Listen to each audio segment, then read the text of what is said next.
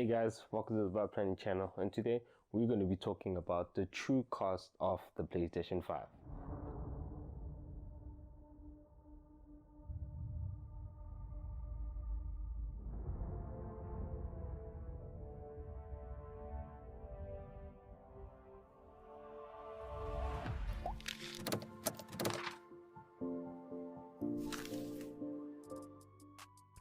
So guys, in this video I'll be covering a lot in terms of the PlayStation 5, but this really is applicable to next gen gaming, because next gen gaming is all about 4K.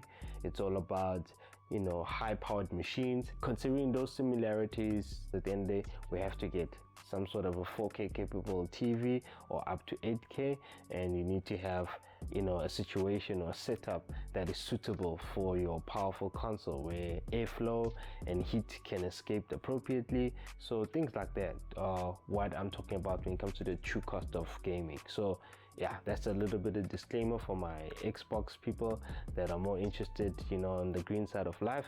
But other than that, we're talking about next gen gaming, focusing on a PS5.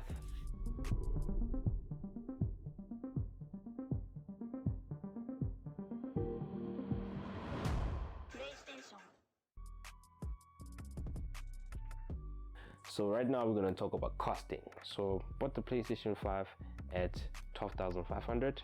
Got my Hisense 4K UHD LED 4K TV at 10,500. And then the degree of importance for the TV for it to be 4K is medium to high. Obviously some people will end up buying a console without necessarily upgrading and there'll still be an HD, which for me that is a crime. Like, I mean, you shouldn't be doing that, and that's why I'm making this video, to tell you guys, like, hey, if you're planning to buy a next gen console, make sure you have the right equipment. And at the same time, realizing that I'm buying a big screen TV, I had to buy a bigger stand, and for two reasons. Number one, to accommodate the size of the new TV, and secondly, and most importantly, to allow the PlayStation to sit comfortably with the TV and any other contents that, you know, are part of the space that one has in the living room, so that the PlayStation is able to breathe. Because obviously with the amount of processing power that it has to do, air is the most important thing, and that's evident on how big these consoles are. It's evident on how these consoles have huge heat sinks, particularly with the PlayStation 5. There's a huge heat sink, so I wanted to make sure that everything possible to make sure that it has enough airflow, it's not exposed to direct sunlight. So I had to get a really huge stand, which I did get at a very good price. So at this point, these are all my day one purchases, by the way. So as you can see, we have the PS5, we have the 4K TV, we have the TV stand, and then another thing that I bought was a second controller. Funny enough, I got the controller before the console because I missed the first shipping, but on the second shipping, that's where I got my console. And I bought Miles Morales Spider-Man, so that's one of the first games that I bought. So my day one purchases amounted to 28,700. So yeah guys, that is literally double the price of the actual console. And this is why it's important for me to make this video, to make you guys realize that, hey, next gen console, you know, gaming is not cheap. It is absolutely not cheap. Is it worth it? In my opinion, I say definitely yes. I did not buy this on credit. This is completely cash, and therefore I'm not, you know, buying something that I'm paying off over time and struggling or something. No, I bought this, saved up money. I told my friends, like, guys, 2 years in the making, we've been knowing, the news has been coming out that the PlayStation 5 is coming. Yes, pandemic came in the way, but I told my friends, guys, if you save $1,000 per month or a little bit more on that, you can get to 12,500, and then you have your nice console.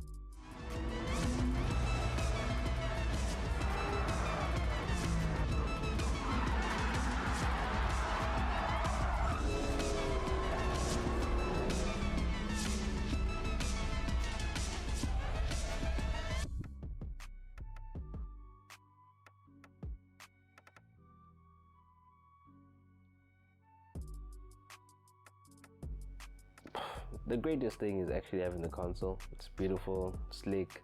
I like how it looks. I don't bother too much with the white, but my main gripe with the console is the amount of space.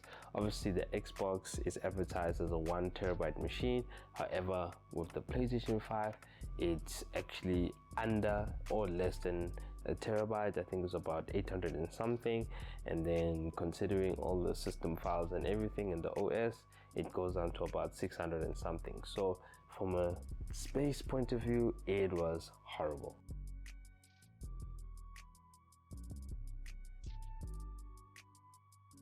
Now at the end of the day, the space thing was something that was sorted in around September 2021, and what happened here, it was the eagerly anticipated SSD function being enabled so that one can enhance their storage. And yeah, this is where, once again, the purpose of making this video to help you guys make informed purchase decisions is that when you buy a next-gen console, you have to buy internal or an extra amount of memory or storage, particularly M.2 SSD when it comes to the PS5, and it's a particular type of SSD that's needed.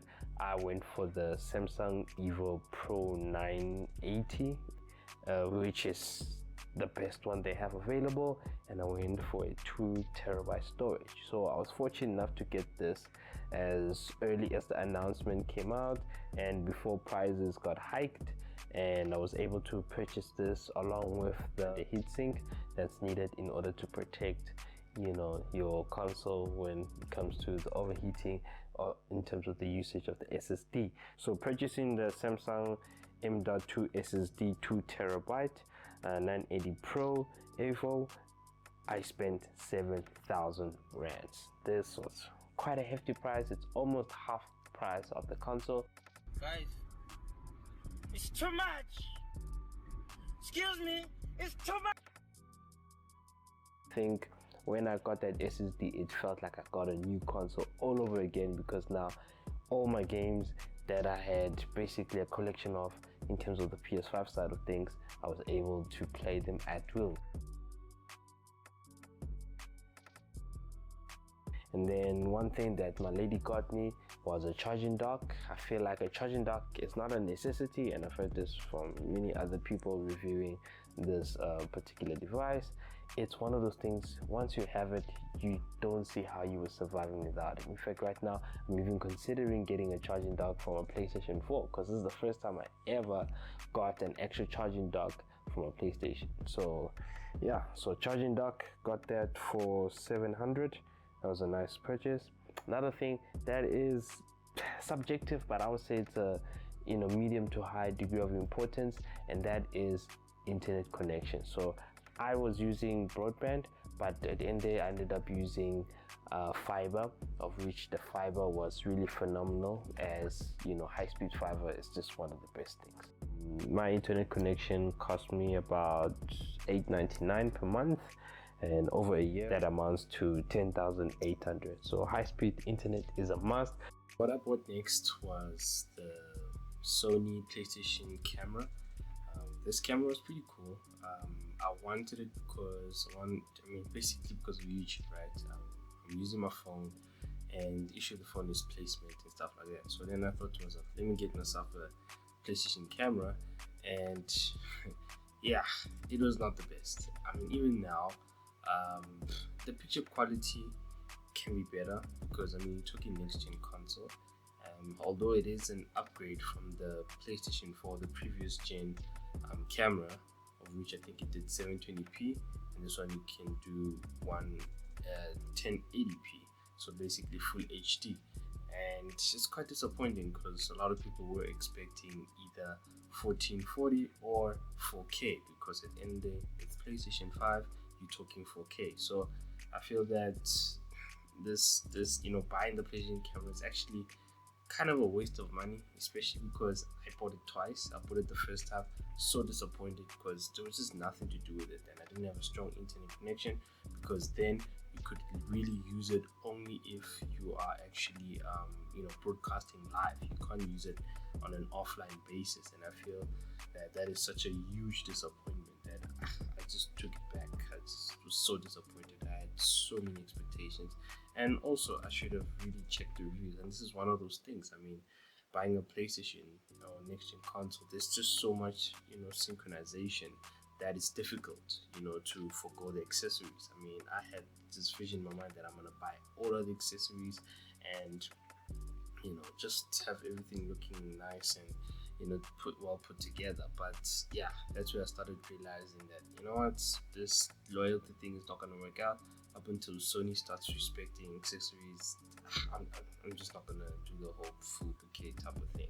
So I bought it the first time, took it back literally within 24 hours the next day, and years later, when I got better internet, I ended up going back to it, because now I'm busy experimenting with different cameras for different situations, and then I realized I actually do need a dedicated camera that inputs into the PlayStation, and I'm able to stream whenever possible. So that's really the story behind buying this camera. In terms of a buying recommendation, I really wouldn't recommend it unless you really need it, right? You really need it because you're going to be streaming, because basically that's what it does. It does nothing else. I thought maybe it was going to have some gaming functionality. Till today, I haven't used it for any gaming usefulness, in terms of whether I'm doing Face ID, whether the game is scanning my face to put me in the game.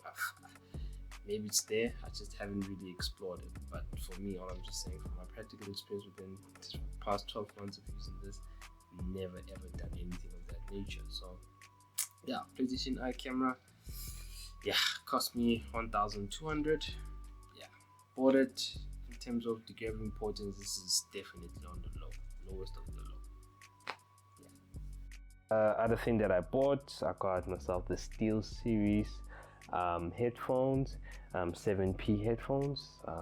This one was not really important for me to buy, but it's one of those things that I felt that if I'm gonna be gaming, I'm gonna do it right. I'm gonna go all in terms of online, playing Fortnite, Warzone, just all those type of games which require good sound or hearing, So yeah, I really got these. Basically, actually, I was actually looking to get the Logitechs, the one with the RGB lights and everything, but ended up checking out some reviews on YouTube and so on, and it was pretty clear that it was between the Steel Series or the Astros A50s. So and opted for the Steel Series because I liked how the design looked like, I liked the pricing, and also from an accessibility point of view, they were the most accessible, even though I would rather say that the Astros were actually accessible, but I don't really like the way the Astros look, but ended up going for the Steel Series. So maybe I'll buy Astros. I don't know, what you think? Let me know if you guys bought what type of headphones, because I was looking at the PlayStation original headphones, but yeah, there was just something about them that I didn't like, so I ended up just totally disregarding them, because people complaining about the feel, the plasticky feel. I mean, these Steel Series, they feel superb. They are just so strong. And oh yes, actually the most important thing is the 24-hour battery life. I mean, no other headset is giving us 24 hours. So I think that was a huge selling point, because I don't want to be charging headsets all the time. So Steel Series came in at a whopping 2,500, including shipping. So in summary, guys, let's go over everything. My day one purchases was the PlayStation 5. Degree of importance, obviously very critical. I mean, it's the actual console. That came at 12,500. Then we have my Hisense 4Ku LED TV, which has a degree of importance of medium to high. I mean, once again, depending on how you prefer your gaming, some people want the 8K, some people want the full experience, but for me, a good average / medium to high situation will be to at least get a 4K TV with the necessary capabilities of HDR and the likes. So my 4K TV came at 10,500. And then, as I explained as well, got myself a Brasilia TV stand, which came at 3,500, medium to high degree of importance. I bought second controller, which is quite important, but medium. Some people just enjoy playing by themselves and playing online. So got my second controller at 1,200. And then my first game that I actually bought was Miles Morales Spider-Man at 1,000 rands, and those are the day one purchases.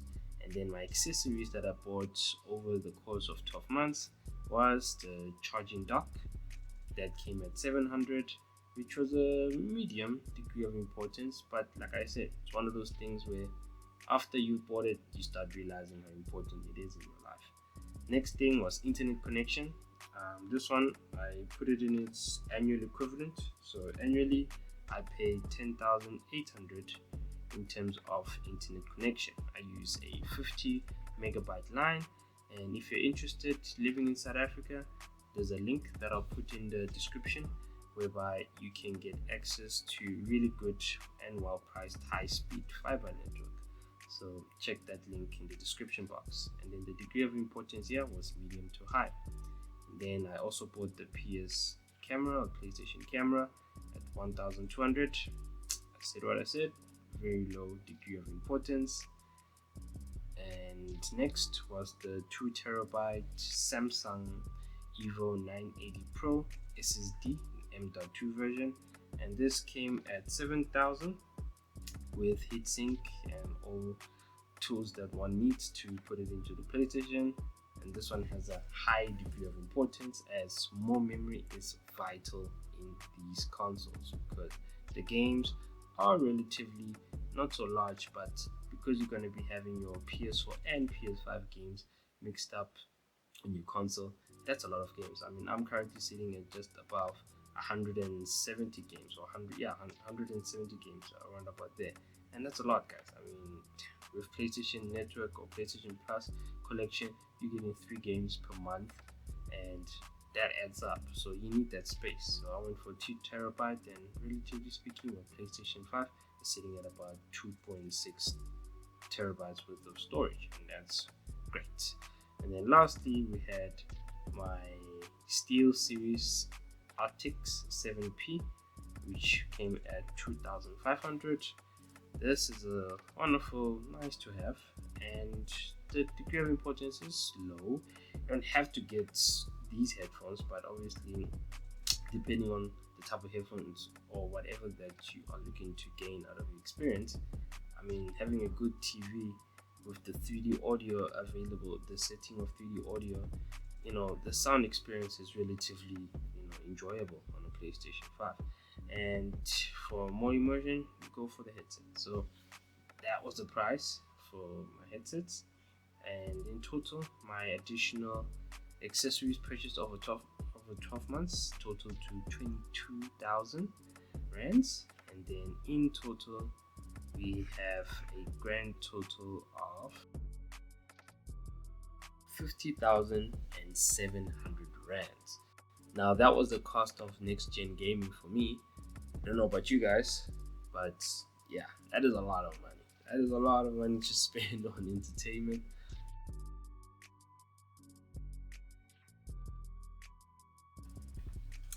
So my conclusion, obviously, buying next gen console is expensive. I mean, let's not play around that, whether you can afford it or not. This, gaming is now extremely expensive. There's so much to consider. There's so much, to buy in order to have a full experience. And that back in the day, you literally bought a console and you just have what you asked for and you're playing games, right? The only thing that was expensive is how many games can you buy, having a library and everything. So with next gen console, there's just so many ways of using a console, and all those ways are expensive. And for me, I will say it is worth it.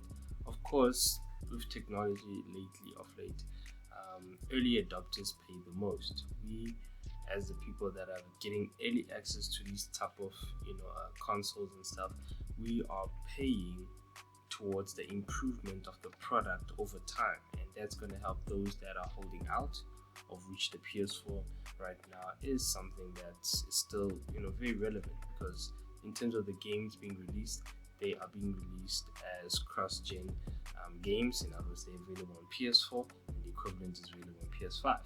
This leaves a little bit of a bitter taste for PS5 owners, because we're not getting games that are actually exploring the full capability of the console. But that being said, a lot of the games that are cross-gen have 4K upscaling. They benefit from the processing power of the machines, and therefore they just look better, they run better, and it's just a better experience. And that's sort of that compromise from a next-gen console perspective. And for me, so long as I'm having fun, I have the actual console, I feel good, because once again, from a cost perspective, I planned for it. I got to a point where I'm able to just enjoy it and actually just have a good time, rather than thinking about how much money I paid. And also, I did anticipate that I'll be making additional expenses, and those expenses were also well accounted for. So as a recommendation, I definitely do recommend it, because you're buying the future. You're buying the future of gaming. Next 10 years, you're sorted. And I mean, it just works out, right? It works out because this thing is powerful.